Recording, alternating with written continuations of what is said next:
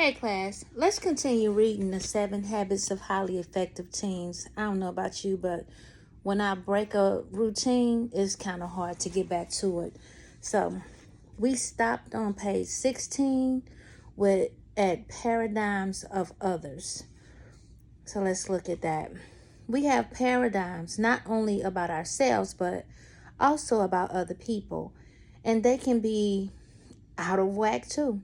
Seeing things from a different point of view can help us understand why other people act the way they do. Becky told me this about her paradigm shift. As a junior in high school, I had a friend named Kim. She was essentially a nice person, but as the year progressed, it became more and more difficult to get along with her. She was easily offended and often felt left out. She was moody and difficult to be around. It got to the point where my friends and I started calling her less and less. Eventually, we stopped inviting her to things. I was gone for a good part of the summer after that year, and when I returned, I was talking to a good friend of mine, catching up on all the news. She was telling me about all the gossip, the different romances, who was dating who, and so on, when suddenly she said, "Oh, did I tell you about Kim? She's been having a hard time lately because her parents are going through a really messy divorce. She's taking it really hard." When I heard this, my whole perspective changed. Rather than being annoyed by Kim's behavior, I felt terrible about my own.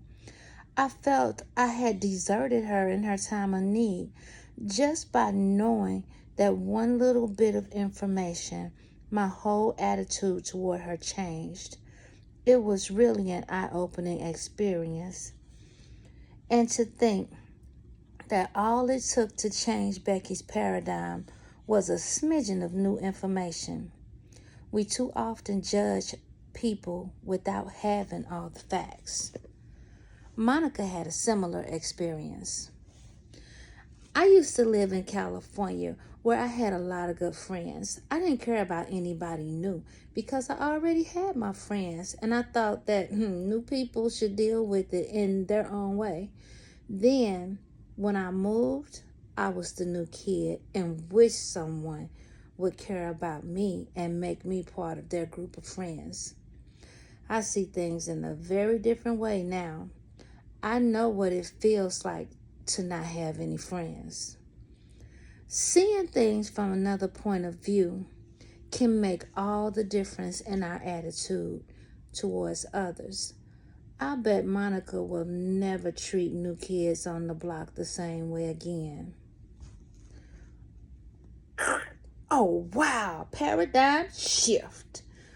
The following anecdote from Reader's Digest, contributed by Dan P. Grayling, is a classic example of a paradigm shift. A friend of mine returning to South Africa from a long stay in Europe found herself with some time to spare at London's Heathrow Airport. Buying a cup of coffee and a small package of cookies, she staggered, laden with luggage, to an unoccupied table. She was reading the morning paper when she became aware of someone rustling at her table. From behind her paper, she was flabbergasted to see a neatly dressed young man helping himself to her cookies. She did not want to make a scene, so she leaned across and took a cookie herself. A minute or so passed, more rustling. He was helping himself to another cookie. By the time they were down to the last cookie in the package, she was very angry, but still could not bring herself to say anything. Then the young man broke the cookie in two, pushed half across to her, ate the other half, and left. Some time later, when the public address system called for her to present her ticket, she was still fuming. Imagine her embarrassment when she opened her handbag and was confronted by her package of cookies. She had been eating his cookies. And she was bad. Huh. Consider this lady's feelings toward the neatly dressed young man before the turn of events. What a rude, presumptuous young man. Now, imagine her feelings after. How embarrassing.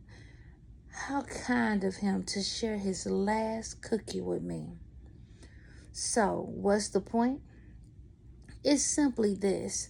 Often our paradigms are incomplete, inaccurate, or kind of messed up.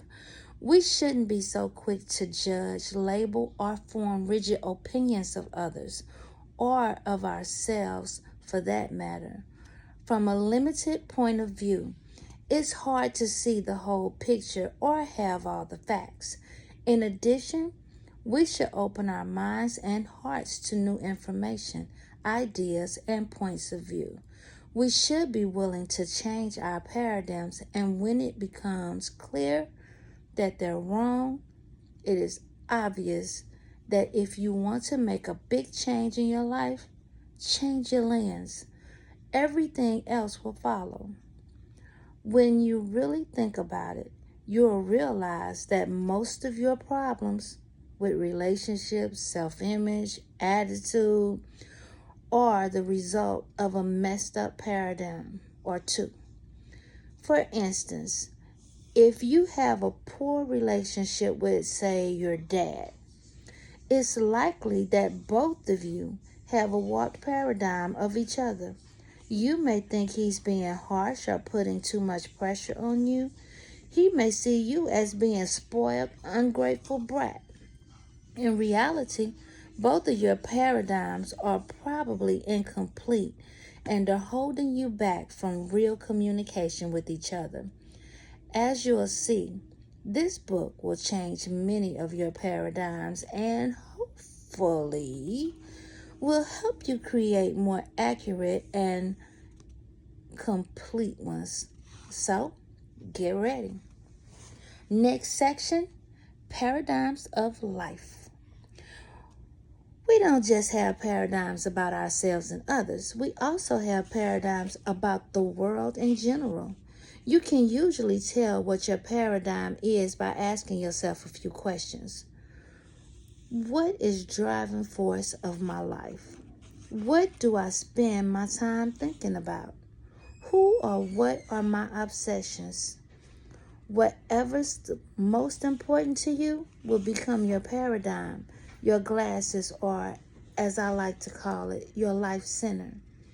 Some of the more popular life centers for teens include friends, stuff, boyfriends or girlfriends, school, parents, sports, hobbies, heroes, enemies, self, and work.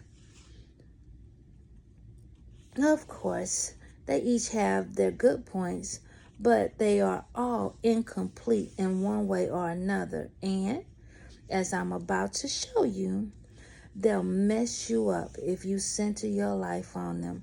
Luckily, there is one center that you can always count on. We'll save that for last. Friend-centered. There's nothing better than belonging to a great group of friends, and nothing worse than feeling like an outcast. Friends are important, but never become your center. They shouldn't. Why? Well, occasionally they're fickle. Now and then they're fake. Sometimes they talk behind your back or develop new friendships and forget yours. They have mood swings. They move. In addition, if you base your identity on being accepted, being popular, or having the most friends on Facebook, you may find yourself compromising your standards or changing them every weekend to accommodate your friends. Believe it or not, the day will come when friends will not be the biggest thing in your life. In high school, I had an amazing group of friends. We did everything together. swam in irrigation canals, gorged at all-you-can-eat buffets, snowmobiled all through the night, dated one another's girlfriends. Ew, you name it. I love these guys. I figured we'd be close forever. Since high school graduation, though, I've been shocked by how seldom we see each other. Now, years later, we live far apart, and new relationships, jobs, and family take up our time. As a teen, I never could have fathomed this. Make as many friends as you can, but don't build your life on them. It's an unstable foundation. People will change. You will change. The next part is stuff-centered. Sometimes we see the world through the lens of possessions or stuff. We live in a material world that teaches us that he who dies with the most toys wins. We feel as if we're supposed to have this fastest car, the nicest clothes, the latest smartphone, the best hairstyle, and the many other things that apparently bring happiness. Possessions also come in the form of titles and accomplishments, such as head cheerleader, star of the play, valedictorian, student body officer, editor-in-chief, or MVP. There is nothing wrong with achieving success and enjoying our stuff, but things should never become the center of our lives. In the end, they have no lasting value. Our confidence needs to come from within. What's that mean? It needs to come from the inside of us, not what we have on. Not from without. From the quality of our hearts, not the quantity of things we own. After all, he who dies with the most toys still dies. I knew a girl who had the most beautiful and expensive wardrobe I'd ever seen. She never wore the same outfit twice. After getting to know her better, I started to notice that she had a bad case of elevator eyes. It seemed that whenever she talked with another girl, she'd eye her from head to foot to see if her outfit was as nice as her own, which usually gave her a superiority complex. Her self-confidence depended on owning stuff. It didn't come from her own personality, smarts, or kindness. It was a real turnoff. I read a saying once that says it better than I can. If who I am is what I have, and what I have is lost, then who am I? Now that's something to think about.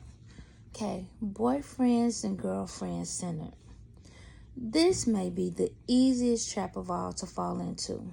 I mean, who hasn't been focused on a crush or a boyfriend or girlfriend at one point? Let's pretend Brady centers his life on his girlfriend, Tasha. Now, watch the instability it creates in branding. Tasha's action. Tasha makes a thoughtless comment. Brady's reaction. My day is ruined. Tasha's action. She talks to Brady's best friend. Brady's reaction. Are they flirting? They're both betraying me. Tasha's action. I think we should date other people. Brady's reaction.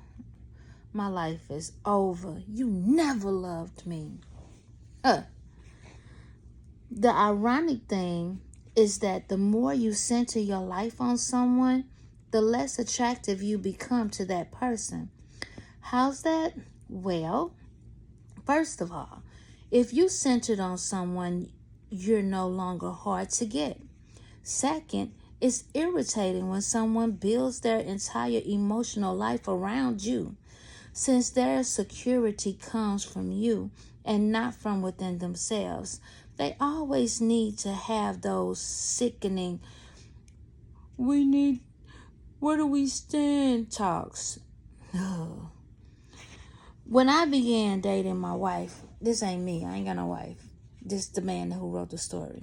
When I began dating my wife, one of the things that attracted me most was that she didn't center her life on me. I'll never forget the time she turned me down with a smile and no apology for a very important date. I loved it. She was her own person, and she had her own inner strength. Her moves were independent of mine. Believe me, you'll be a better boyfriend or girlfriend if you're not totally obsessed with your partner. This goes for getting a boyfriend or girlfriend too. If you make your crush the center of your life, it can sometimes come off as desperate or needy. Independence is far more attractive than dependence. Besides, centering your life on another doesn't show that you love them. It only shows that you're dependent on them. You can usually tell when a couple becomes centered on each other because they are forever breaking up and getting back together.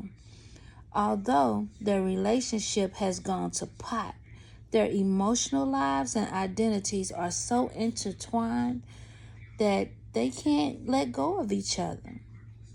Have as many girlfriends or boyfriends as you like. Just don't make them your center. Because although there are exceptions, teenage romantic relationships are usually about as stable as a yo-yo. And we're going to end right there today. All right. See you tomorrow.